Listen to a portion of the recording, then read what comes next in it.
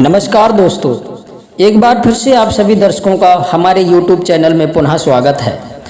दोस्तों, आज की ये कहानी आपकी ज़िंदगी बदल देगी।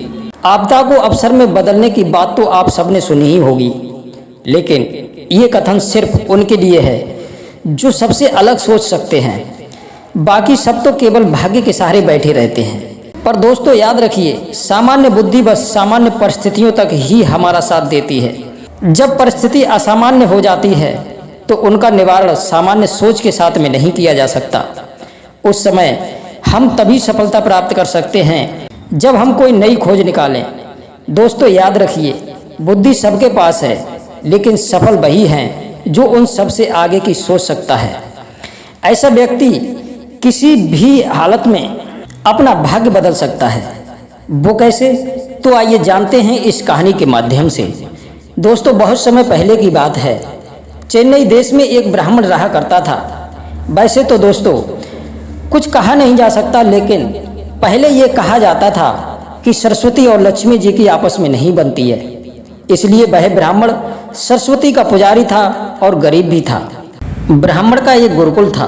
पुरानी परंपरा के अनुसार वह शिष्यों को पढ़ाता था। गुरुकुल की परंपरा के अनुसार शिष्य ब्राह्मण के लिए गांव-गांव से भिक्षा मांग करके लाते थे। भिक्षा में जो भी मिलता था उसी से ब्राह्मण की गुजर बसर होती थी। ब्राह्मण की पत्नी के बच्चा होने वाला था, तो ऐसे में ब्राह्मण की पत्नी को चिंता होने लगी कि उसकी संतान का पालन पोषण इतनी गरीबी में कैसे होगा। इसी बात को लेकर के वो अक्सर ब्राह्मण को उसकी गरीबी का ताना मारने लगी। ब्राह्मणी बात बात पर कहती कि न जाने मुझे किस कर्मों की सजा मिल रही है जो मेरे पिता ने मेरा विवाह एक कंगाल के साथ में कर दिया। दोस्तों, ब्राह्मण को ये बात बिल्कुल भी अच्छी नहीं लगती थी। ताने सुन सुन करके वह परेशान हो चुका था। फिर एक दिन उसने फैसला लिया और अपने सबसे बुद्धिमान प्रिय शिष्य को अपने पास बुलाया और कहा, पुत्र, मैं धन कमाने राजधानी जा रहा हूँ। इस गुरुकुल और मेरे परिवार की जिम्मेदारी तुम्हें संभालनी होगी। दोस्तों, इस तरह से 4-5 महीने में लौटने का आश्वासन देकर के ब्राह्मण धन कमाने के लिए राजधानी चले गए। ब्राह्मण के चले जाने के बाद में वह शिष्य सारी जिम्मेदारियां ईमानदारी के साथ में निभाने लगा। आसपास के लोगों को जब ब्राह्मण के जाने का पता चला तो सब लोगों ने मिलकर के ब्राह्मण के यहाँ अनाज और जरूरत का बाकी सामान भिजवा दिया। शिष्य आश्रम में सभी शिष्यों को शिक्षा देने लगा। इस तरह से सबको सही रास्ते पर चलने लगा। एक रात ब्राह्मणी ने पुत्र को जन्म दिया। दरवाजे के पास में खड़े शिष्य को जब पता चला तो सोचने लगा कि आगे क्या होगा और मुझे क्या करना चाहिए। इसके बारे में गांव के बुजुर्गों से सलाह लेनी चाहिए। ये सब सोच ही रहा था कि इतने में वहां एक दुबला पतला ब्राह्मण लाठी के सहारे वहां आया। उसकी वेशभूषा को देख करके शिष्य ने सोचा कि शायद कोई भिखारी होगा। शिष्य बोला, ओ बाबा, कौन हो तुम और आधी रात को यहाँ कैसे आना हुआ? बुजुर्ग बोला, अभी ये मत पूछो मैं कौन हूँ, मुझे कुछ काम है, बस मुझे अंदर जाने दो। ऐसे कैसे अंदर जा लेने दूँ? कम से कम अपना परिचय तो दीजिए। और भला आप इस स्थिति में एक असहाय स्त्री के पास में कैसे जा सकते हो? शिष्य दरवाजे पर रास्ता रोके हुए खड़ा था। ब्राह्मण ने हंसते हुए जवाब दिया, तो सुनो, मैं विधाता हूँ, सबका भाग्य लिखने वाला। आज यहाँ बच्चा पैदा हुआ है, उसका भी भाग्य लिखने के लिए आया हूँ। भाग्य लिखने वाले को कौन रोक सकता है भला? इतना कहते हुए वह ब्राह्मण हंसते हुए शिष्य को हटा करके अंदर चला गया। जब वह बाहर निकल करके आया तो उस शिष्य ने बड़ी खुशी के साथ में पूछा, महाराज, फिर क्या लिखा मेरे गुरु भाई के भाग्य में?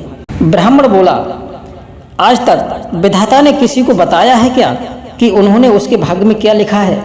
परंतु शिष्य भी उन्हें ऐसे जाने देने वाला नहीं था। शिष्य तो ब्राह्मण के पीछे ही पड़ गया। पीछे ना छोड़ते देख ब्राह्मण विवश होकर के बोला, यही जानना चाहते हो कि क्या लिखा है मैंने तुम्हारे गुरु भाई के भाग्य में?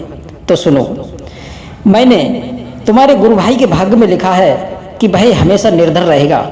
इसके घर में एक दूध देने वाली गाय, एक बोरा अनाज के अलावा और कुछ भी नहीं रहेगा। कितना भी परिश्रम कर ले, धन नहीं कमा पाएगा। इतना कह करके वह ब्राह्मण तो वहां से चला गया। शिष्य को उसके इस व्यवहार पर बड़ा गुस्सा आया, पर ब्राह्मण तो वहां से चला गया, अब कुछ कर भी तो नहीं सकते। दोस्तों, कुछ महीनों के बाद में गुरुकुल के ब्राह्मण धन कमा करके लौट आए। आकर उन्होंने देखा कि सब कुछ सही सलामत चल रहा है तो ब्राह्मण को बड़ी प्रसन्नता हुई।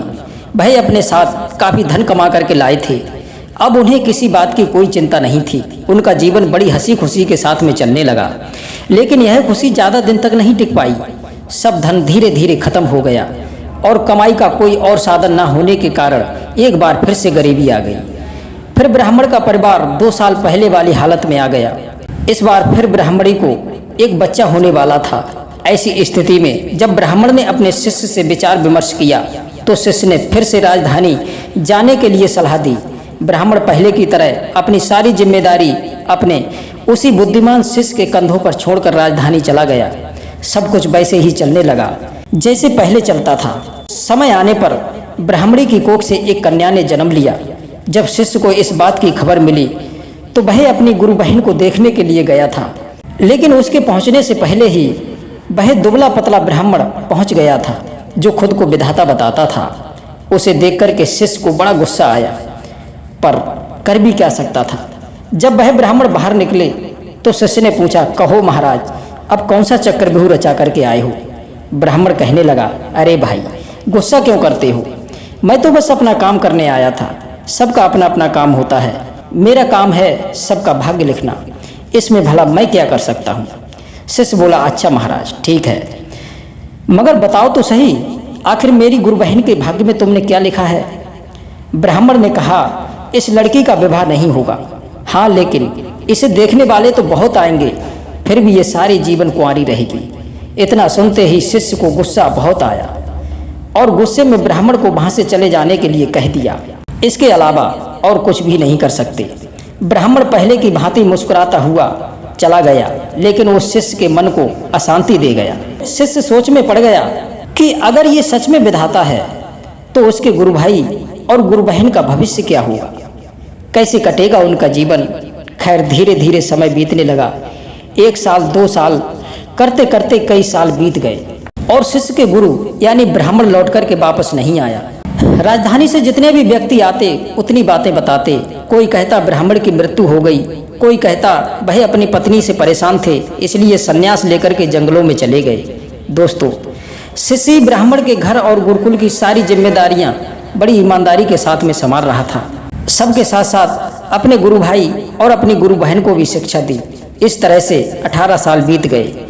जब ब्राह्मण का पुत्र 20 वर्ष का हो गया, शिष्य को लगने लगा कि अब उसका गुरु भाई गुरुकुल की व्यवस्था संभाल लेगा। यही विचार कर शिष्य अपनी सारी जिम्मेदारी उसे देकर वहां से विदा लेना चाहता था। ब्राह्मणी ने उसे रोकने का बहुत प्रयास किया, लेकिन सब व्यर्थ था।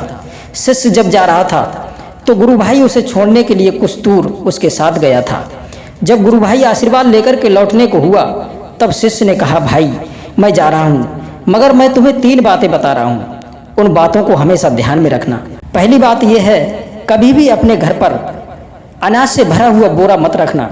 और दूसरी बात यह है, अपने घर पर कभी दूध देने वाली गाय मत रखना। अगर ये दोनों तुमने रखे तो तुम सारा जीवन निर्धन ही रहोगे।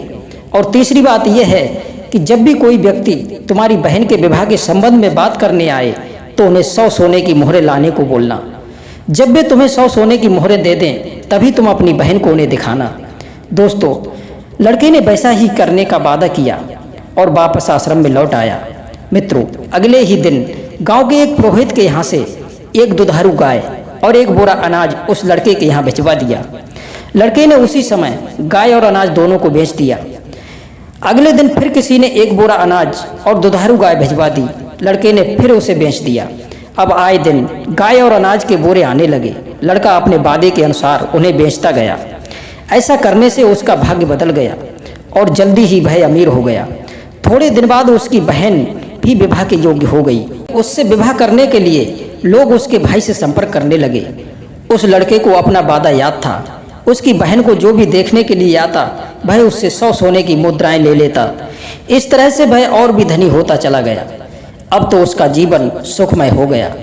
एक दिन उसी शिष्य ने सोचा, क्यों ना अपने गुरु के परिवार को देख आए कि उनका भाग्य कैसा चल रहा है। जब वह गांव के नजदीक पहुंचा तो उसे वही दुबला पतला ब्राह्मण दिखा जो अपने साथ में एक गाय, एक बोरा अनाज और एक पोटली में सोने की मुद्राएं ले जा रहा था।